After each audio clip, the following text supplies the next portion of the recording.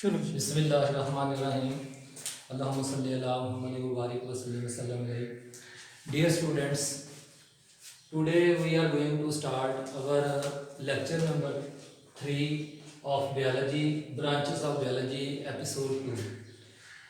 We have already studied branches of biology at page 1 of your book. वो जो branches हमने पढ़ी थी वो आपकी नाइन्थ की बुक में मौजूद थी। तो अब ये जो कुछ एडिशनल ब्रांचेस ऑफ बायोलॉजी जो है वो आपके साथ डिस्कस किए जा रहे हैं। तो ये टॉपिक आज का जो है वो आपके पेज 2 पर मौजूद है। मॉलिक्यूलर बायोलॉजी जो है study of structure of organelles, cell and organisms at molecular level जो है उसको हम कहते हैं मॉलिक्यूलर बायोलॉजी। अब यहाँ पे एक बहुत इंपॉर्टेंट पॉइंट जो है वो आपके साथ डिस्कस करना है। जो हमारा चैप्टर 2 है उसमें वो बायोकेमिस्ट्री का वो चैप्टर है। तो मॉलिक्यूलर बायोलॉजी और बायोकेमिस्ट्री में बहुत क्लोज सा डिफरेंस है। उस क्लोज डिफरेंस को जो है वो हम समझते हैं कि वो क्या है। देखें, मैंने जो डेफिनेशन लिखी हुई है, study of chemicals and there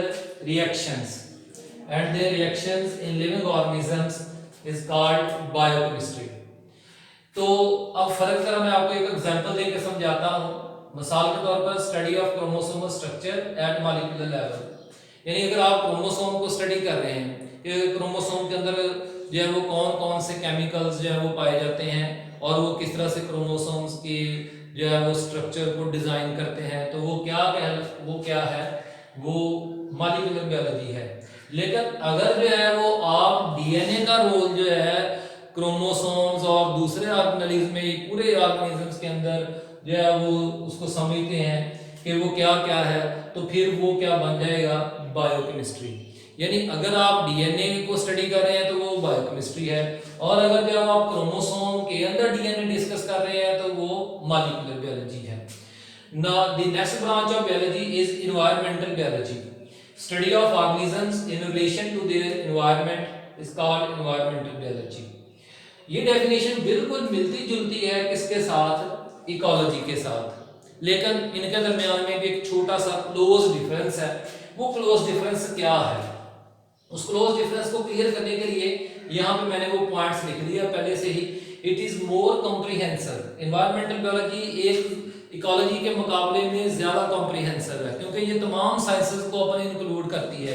ये जियोग्राफी को, geology, physics, chemistry, her field of science को जो है वो इंक्लूड करती है एनवायरमेंटल बायोलॉजी। क्योंकि एनवायरमेंटल बायोलॉजी में हमने जो है वो एनवायरमेंटल इश्यूज जो हैं, जैसे इंक्रीजिंग पॉपुलेशन प्रेशर, पॉल्यूशन और इनके रेमेडीज जो हैं, इनको डिस्कस करना होता है। जबकि इकोलॉजी में जस्ट हमने जो है हाउ नेचर वर्क्स, नेचर काम कैसे करती है, नेचुरल से एनवायरनमेंट के अंदर जो है वो ऑर्गेनिजम्स और एनवायरमेंटल कंपोनेंट्स जो है उनके दरमियान में क्या रिलेशन होता है। It is specifically involved for an ecosystem and deals with interactions between all organisms with the environment। जबकि environmental biology में स्पेशली जो है वो मैन एंड नेचर का इंटरेक्शन जो है वो ज्यादा है। क्योंकि एनवायरमेंटल बायोलॉजी में हमने environmental issues, global warming, environmental pollution, इस तरह ओजोन डिप्लीशन जो है, और इनको ट्रीट करने के जो टेक्निक्स हैं उनको स्टडी करना होता है। तो इन सब की ज़्यादातर जो इनके पैदा होने के, इनके इश्यूज के पैदा होने की वजह कौन है, वो ह्यूमन है, क्योंकि ह्यूमन जो है एनवायरनमेंट को बहुत ज़्यादा मॉडिफाई करता है। Next branch is molecular microbiology.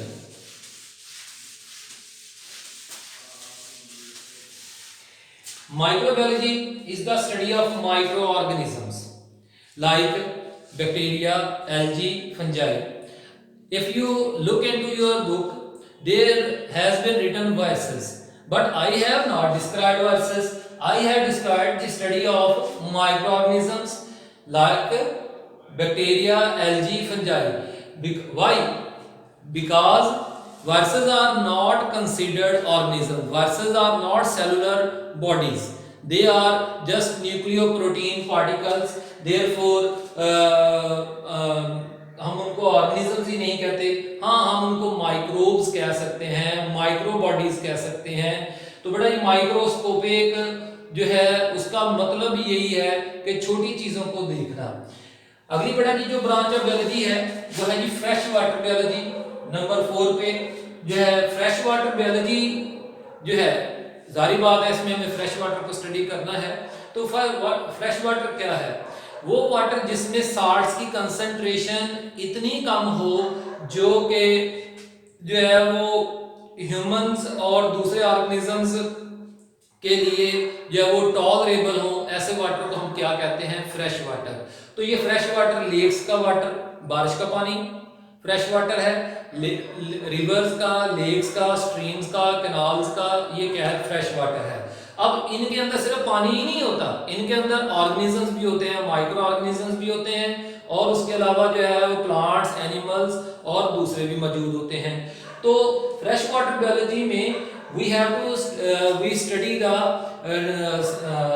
relation between the organisms living in freshwater bodies and their interactions, like the effect of temperature on the organisms living in fresh water, and effect of nutrients and effect of light, etc. These are the parameters that are discussed in freshwater biology. Marine biology, marine biology को हम ocean biology भी का नाम दे सकते हैं। तो वो जो है मेरीन वाटर, वे जो कि बहुत ज़्यादा साल्टी होता है, इतना ज़्यादा साल्टी है कि ना वो ड्रिंकेबल है ना वो किसी और पर्पस में इस्तेमाल हो सकता है। तो उसमें भी हम जो है वो living study of living organisms present in seas and oceans is called marine biology. Also once again, what is the effect of different factors of the marine ecosystem on the organisms living in the marine ecosystem, ये वो चीज़ें जो marine biology में discuss की जाती हैं। अब जो है वो काम की बात जो है वो हमने ये ध्यान में रखनी है कि जो है वो मेरीन बायोलॉजी के अंदर जो है वो जारी बात है ऑस्मो रेगुलेशन, यानी साल्ट्स एंड वाटर के जो इंटरेक्शंस हैं वो टोटली डिफरेंट होते हैं as compared to fresh water के। तो थोड़ा सा इनका इस तरह का फर्क है। ऑस्मो रेगुलेशन आप लोगों ने अपनी 9th की और 10th क्लास में पढ़ रखी है कि किसी भी ऑर्गेनिजम्स का जो है वो अपने एक्सटर्नल इन्वायरमेंट के लिहाज से अपने इंटरनल इन्वायरमेंट में वाटर एंड साल्ट्स की कंसंट्रेशन को एक बैलेंस रेंज में रखना जो है वो ऑस्मो रेगुलेशन कहलाता है। बड़ा जी छठी ब्रांच ऑफ बायोलॉजी जो है वो पैरास्टोलॉजी है। तो उसको डिफाइन करने से पहले जो है वो मैं आपको पैरासाइट, पहले हमें पता हो कि पैरासाइट क्या होता है। ए लिविंग ऑर्गेनिजम्स, जैसे मैंने उसका लिख दिया guest that lives in and out of other organisms. वो लिविंग ऑर्गेनिज्म जो अंदर भी पाया जाता है बाहर भी पाया जाता है। जैसे जो है प्लाज्मोडियम जो है जो मलेरिया काज करता है वो हमारे अंदर पाया जाता है, और उसका कैरियर मच्छर जो है जो कि हमारे बॉडी के बाहर पाया जाता है। तो of other organisms, of other, लेकिन यहाँ पे एक लफ्ज मैंने ऐड करना है अदर लिविंग ऑर्गेनिज्म जो कि हॉस्ट है, for its food, shelter,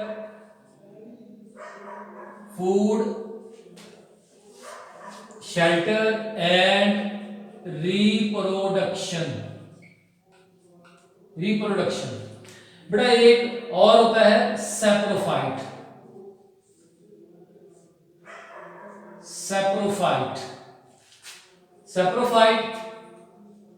a living organism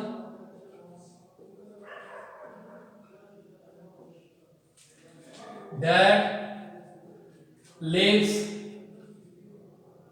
in out of other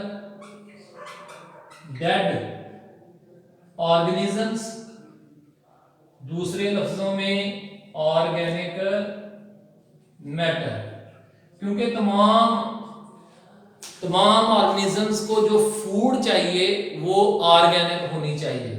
तो ऑर्गेनिजम्स जो है वो ऑर्गेनिक कंपाउंड्स के बहुत बड़े रिजर्वायर्स होते हैं, लेकिन बेटा याद रखें पैरासाइट और सैप्रोफाइट में बेसिक फर्क क्या है कि इसमें जो होस्ट है वो डेड है, उसमें जो होस्ट है वो कौन है, वो लिविंग है, ठीक है ना जी। और यहाँ पे फॉर इट्स फूड, सिर्फ और सिर्फ फूड के लिए। लेकिन बुनियादी डिफरेंस जो है कि पैरासाइट का जो होस्ट होता है वो लिविंग ऑर्गेनिज्म होता है और सैप्रोफाइट का जो है वो जो होस्ट होता है वो डेड होता है। इसमें आप एग्जांपल मैंने भी प्लाज्मोडियम की दी, इसमें आप एग्जांपल जो है वो फंजाई की दे सकते हैं एटसेट्रा। आइए अब कैरेस्टोलॉजी को डिफाइन कर लेते हैं। The study of the branch of biology which deal with the study of parasites and their the diseases they cause and their mode of transmission, life histories etc. तो पैरासाइट के तमाम characters जो हैं वो पैरास्टोलॉजी में डिस्कस किए जाते हैं। सेवंथ पे हमारी जो हमारी ब्रांच ऑफ बायोलॉजी है वो है human biology. Human biology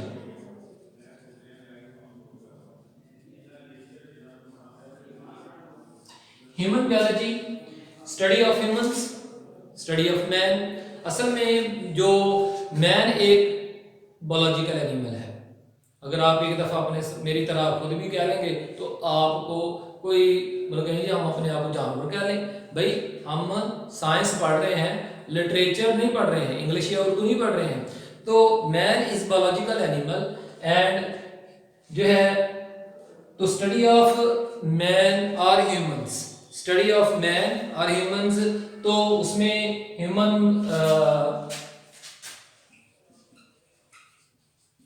study of man, तो इसमें क्या क्या शामिल है? इसमें ह्यूमंस के ऑर्गन्स कैसे काम करते हैं, human physiology,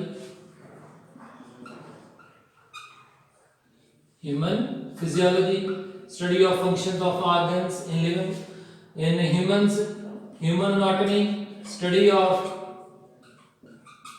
structure of organs, human ecology, human का जो है वो एनवायरनमेंट के साथ क्या रिलेशंस है, और उसके अलावा जो है human genetics, human evolution etcetera मैंने यहाँ पे लिख दिया है। यानी जितने भी ब्रांचेस ऑफ बायोलॉजी हैं वो उसमें जो ऑर्गेनिज्म है वो कौन है, वो ह्यूमन है। एट्थ ब्रांच ऑफ बायोलॉजी जो है वो हमारे पास है जी सोशल बायोलॉजी। सोशल बायोलॉजी, तो सोशल बायोलॉजी जो है वो इसमें स्टडी ऑफ जो है social relationships, study of social behaviours and communal life of organisms. क्योंकि जब ऑर्गेनिजम्स एक जगह पे इकट्ठे रहते हैं तो वो एक ऑर्गेनाइज तरीके से रहते हैं। उन्हें अपने इस एनवायरनमेंट में कई तरह के जो हैं वो फैक्टर्स को फेस करना पड़ता है। मिसाल के तौर पर जो है वो शिकार होने से बचने के लिए, शिकार करने के लिए, इसी तरह से जो है तेज धूप से या इंतहाई ज़्यादा सर्दी, इंतहाई गर्मी से बचने के लिए, पानी की कमी से बचने के लिए। तो उनके दरमियान में आपस में ना सिर्फ एक ही किस्म के ऑर्गेनिजम्स के दरमियान में आपस में इंटरेक्शंस होते हैं बल्कि दूसरों के साथ भी होते हैं। तो इन सब में वो अगर एक ऑर्गेनाइज्ड होकर काम करेंगे तो वो एक सक्सेसफुल किस्म के जो है यानी जो है वो सर्वाइव करेंगे इस चेंजिंग एनवायरनमेंट के अंदर। जो है मैं आपको एग्जांपल देता हूँ, जैसे जो है हनी बीज जो है उनमें एक क्वीन बी होती है, बाकी जो है वो कुछ जो है वो नेक्टर्स को इकट्ठी करने वाली हैं, कुछ जो है वो सिर्फ जो है वो डिफेंसिंग बीज होती हैं। इस तरह से आर्ट्स के अंदर भी जो है वो सोशल बिहेवियर्स पाए जाते हैं। वाइल्ड के अंदर जो है अगर शेरों की एक पॉपुलेशन है तो उसमें एक जो है वो उस पॉपुलेशन का क्या है वो हेड है जो कि तमाम दूसरों को कंट्रोल कर रहा है कि किसको जो है किसने किधर से अटैक करना है, शिकार कैसे करना है, वगैरह वगैरह। तो इस तरह से तो ये सोशल बिहेवियर्स ह्यूमंस के अंदर भी सोशल बिहेवियर्स पाए जाते हैं।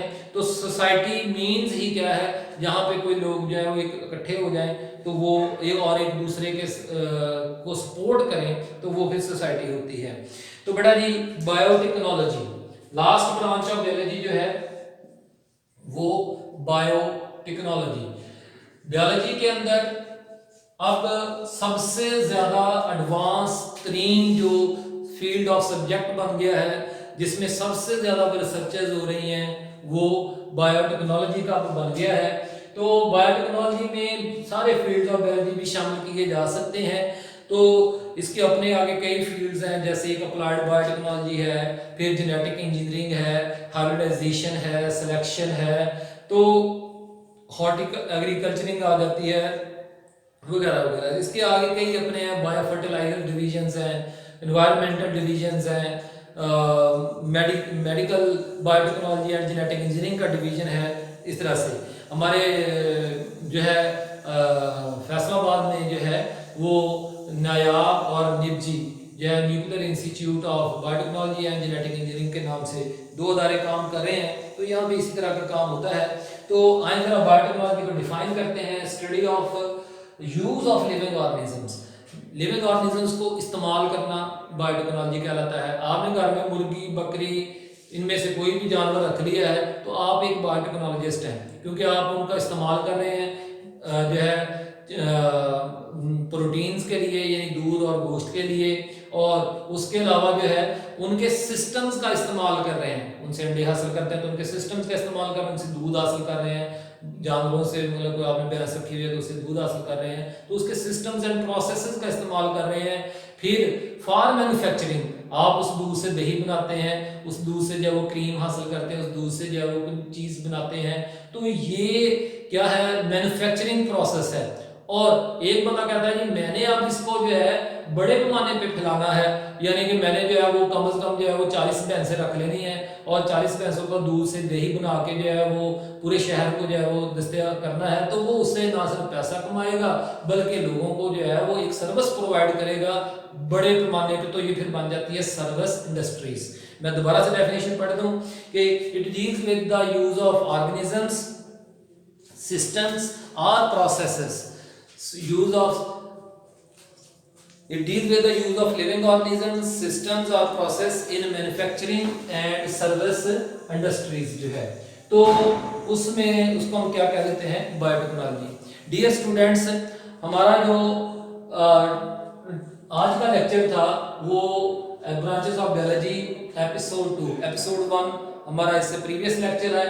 तो इंशाल्लाह ताला जो है हम नेक्स्ट जो टॉपिक पढ़ेंगे वो होगा कि levels of biological organisation. I am advising you that you should study your topic before starting the lecture. Lecture को देखने से पहले आप अपने टॉपिक को थोड़ा सा रीड कर लें। तो एक तो आपके पास उसकी आउटलाइन होगी कि ये टीचर ने बताना है। दूसरा ये कि अगर आपके ज़हन में कोई पॉइंट कोई क्वेश्चन ज़हन में होगा तो हो सकता है कि वो लेक्चर के दौरान क्लियर हो जाए। और तीसरा ये कि लेक्चर सुनते हुए अगर आपके ज़हन में कोई सवाल आ गया तो आप उसको कागज़ पे नोट कर लें। फिर हमने जो ग्रुप बनाया हुआ है उसमें से आप वो जो है वो ग्रुप में भी पूछ सकते हैं और डायरेक्टली भी मेरे को व्हाट्सएप के थ्रू जो है वो मुझसे बात कर सकते हैं। तो इंशाल्लाह ताला जो है वो कल फिर हम जो है अपना नेक्स्ट अगले लेक्चर में जो है वो हमारा लेक्चर 4 जो होगा वो